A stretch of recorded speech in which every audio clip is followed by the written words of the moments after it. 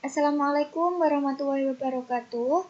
Perkenalkan, nama saya Naili Safa'ah, kelas A2 semester 1 Universitas Wahid Hasyim Semarang.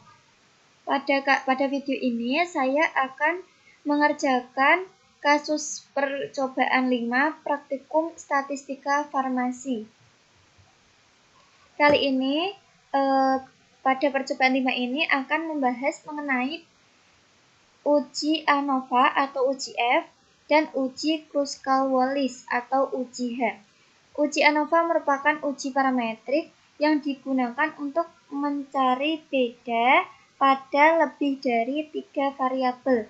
Uji ini termasuk dalam uji parametrik sehingga asumsi penggunaan uji parametrik harus dipenuhi, yaitu data terdistribusi normal, varian homogen, dan diambil dari sampel yang acak. Untuk mengetahui data sudah terdistribusi normal, bisa menggunakan uji Kolmogorov-Smirnov ataupun Shapiro-Wilk. Tapi pada percobaan kali ini saya akan menggunakan uji Shapiro-Wilk karena data kurang dari 100. Uji itu dilihat dari hasil signifikasinya. Jika hasil signifikasinya lebih dari 0,05, maka dapat dikatakan data terdistribusi normal dan dapat dilanjut dengan uji ANOVA. Akan tetapi, jika hasil signifikasi dari uji Shapiro-Wilk kurang dari 0,05, maka datanya tidak terdistribusi normal dan tidak boleh dilakukan uji ANOVA, melainkan dapat dilakukan dengan menggunakan uji Kruskal-Wallis. Baik, kita akan masuk di kasus P5. Saya akan membacakan, seorang peneliti melakukan sebuah penelitian mengenai aktivitas anti-aging ekstrak etanol herba alfalfa atau EEHA melalui penghambatan enzim hyaluronidase. Berikut data penelitian yang tersaji pada tabel di bawah ini. Tabel tersebut merupakan hasil dari penelitian. Pertanyaannya adalah, berdasarkan hasil penelitian tersebut, apakah ada perbedaan antara konsentrasi EEHA terhadap penghambatan enzim hyaluronidase? Jadi, untuk mengetahui perbedaan, langkah yang pertama adalah kita akan melakukan uji normalitas. Yang kedua, kita akan melakukan uji homogenitas. Jika datanya memenuhi syarat parametrik, maka kita akan melakukan uji ANOVA. Akan tetapi jika tidak memenuhi syarat parametrik, kita akan melakukan uji Kruskal-Wallis, uji non-parametrik.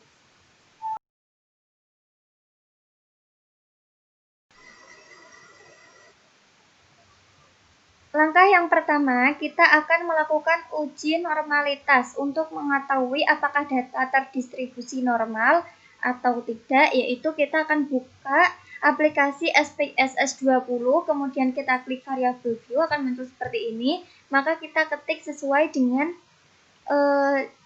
kasus yang tertera. Yang pertama adalah EEHA 250, yang kedua EEHA 500, yang ketiga EEHA 750, yang keempat EEHA 1000, yang kelima EEHA 1250. Desimalnya saya buat 2. Labelnya yaitu sesuai dengan data yang tertera pada kasus. Measure-nya saya ganti dengan scale. Kemudian kita klik data view. Data yang tertera pada kasus saya ketik semua di sini. Kemudian kita klik analyze. Kita pilih descriptive statistik.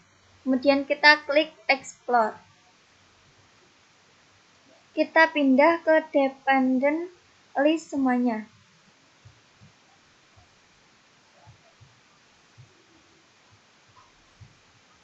Seperti ini. Untuk displaynya saya klik pilih yang plot.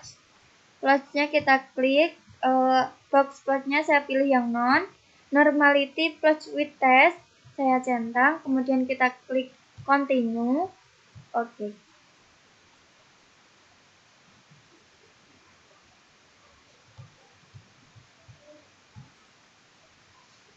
Ini merupakan hasil output dari test of normality. Yang kita lihat adalah signifikasinya. Di sini untuk signifikasinya, untuk data 1 dan data kelima, saya bacakan satu-satu. Data 1 signifikasinya tidak terdistribusi normal karena kurang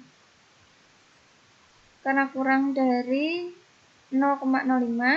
Yang kedua, datanya terdistribusi normal. Yang ketiga, terdistribusi normal. Yang keempat adalah datanya terdistribusi normal. Sedangkan yang kelima adalah data tidak terdistribusi normal.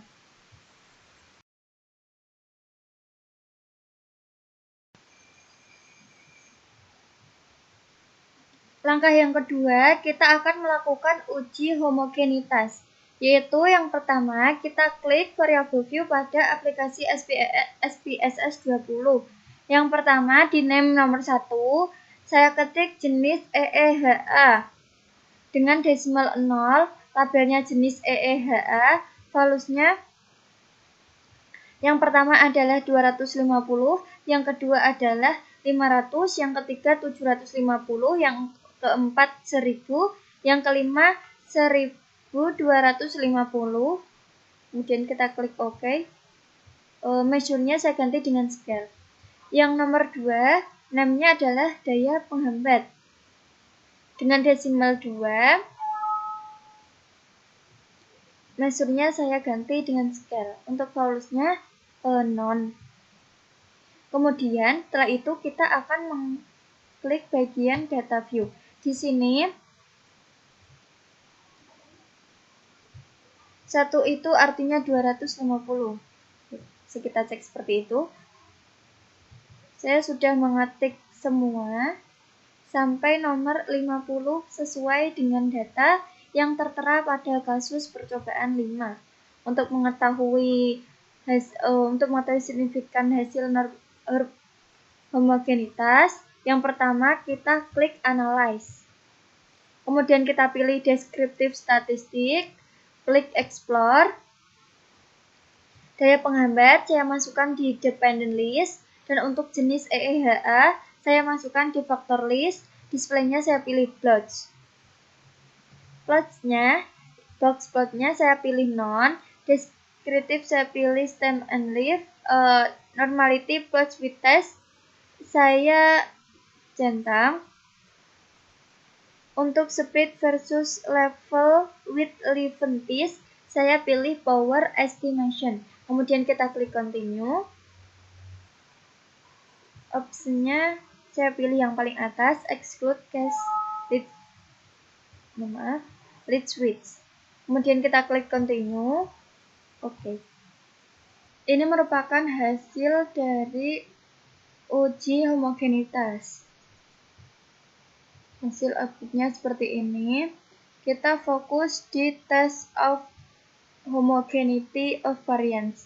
Kita lihat di signifikasinya. Yang pertama adalah 0,000, yang kedua adalah 0,005, yang ketiga adalah 0,015, dan yang terakhir adalah 0,000. Signifikasi dari semuanya tersebut kurang dari 0,05, yang artinya bahwa data tidak homogen.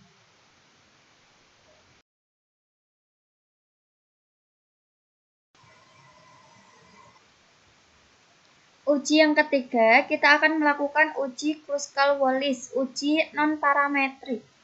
Mengapa demikian? Karena pada saat kita melakukan uji normalitas, ada data yang tidak terdistribusi normal, data 1 dan data 5. Sedangkan data 2, 3, 4 terdistribusi normal. Tetapi saat kita melakukan uji homogenitas, karena signifikasinya kurang dari 0,05, datanya tidak homogen. Dapat disimpulkan bahwa data tidak memenuhi syarat parametriknya. Sehingga kita akan melakukan uji non-parametriknya, yaitu uji Kruskal-Wallis. Langkah yang pertama, kita klik variable view pada aplikasi SPSS 20. Name yang pertama saya ketik dengan jenis EEHA.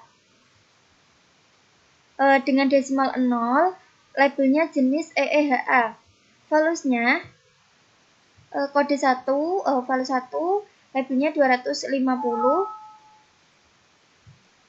2 500, 3 750, yang keempat 1000, 5 1250. Dengan measure-nya scale. Name yang kedua yaitu daya penghambat dengan desimal 2, labelnya daya penghambat, valuesnya non, dan measure-nya saya ganti dengan scale. Setelah ini, kita akan mengklik bagian data view dari aplikasi SPSS. Jadi di sini saya sudah mengetik data sesuai dengan yang tertera pada kasus percobaan 5 sampai 50. Langkah-langkah untuk mengetahui hasil signifikan dari uji Kruskal-Wallis. Yang pertama kita klik analyze, kemudian kita pilih non-parametric test, kemudian kita pilih legacy dialog. Di legacy dialog kita pilih yang independent sample. Untuk daya penghambatnya saya masukkan di tes variable list dan jenis EEHA saya masukkan di grouping variable. Di define rank saya minimumnya saya klik 1 dan maksimumnya saya klik 5. Kemudian kita klik continue. Untuk tes tipenya kita harus memilih Kruskal-Wallis. Kemudian kita klik OK. Ini merupakan hasil output dari uji Kruskal-Wallis. Di sini signifikasinya 0,005, kurang dari 0,05. Jadi kita akan menjawab pertanyaan dari kasus percobaan 5, yaitu apakah ada perbedaan antara konsentrasi EEHA terhadap penghambatan enzim hyaluronidase. Jawabannya adalah ada perbedaan antara konsentrasi EEHA terhadap penghambatan enzim hyaluronidase karena hasil signifikasinya kurang dari 0,05. Demikian yang dapat saya sampaikan. Mohon maaf jika ada salah-salah penjelasan kata dan lain sebagainya. Terima kasih. Wassalamualaikum warahmatullahi wabarakatuh.